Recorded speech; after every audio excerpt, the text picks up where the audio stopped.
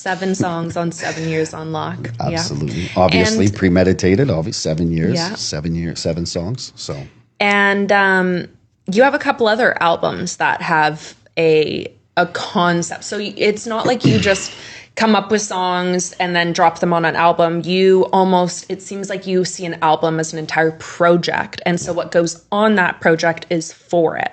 Yeah. So what other albums do you have out that are? yeah, I feel like when I write music, sometimes as human beings, we go through seasons in life. So there's obviously certain times where you can reflect on, you can get a lot of information out of a certain period of your life. So I did a collaborative project called 7 Sins, which is obviously the 7 sins. And then I followed up with the 7 virtues, obviously. You know, the difference between the two did really well, the clash of the both. And then I followed that up with 7 chakras, just my perspective on what the chakras mean to me and how my body reacts to them and where these things sit with me. So, the 7 series is something that I'm going to keep going with, and which brought us to the 7 Years on Lock.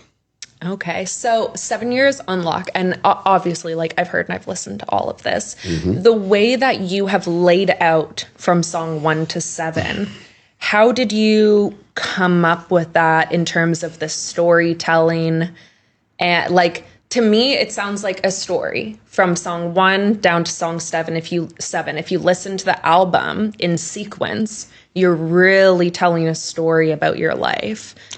Yeah, it definitely does go from one to the other. We had to do some shuffling around with them to make it make sense. So it's a good listen from start to finish, and you can understand the storyline when you go from one song to another. So I think people will really enjoy it and get a lot out of it.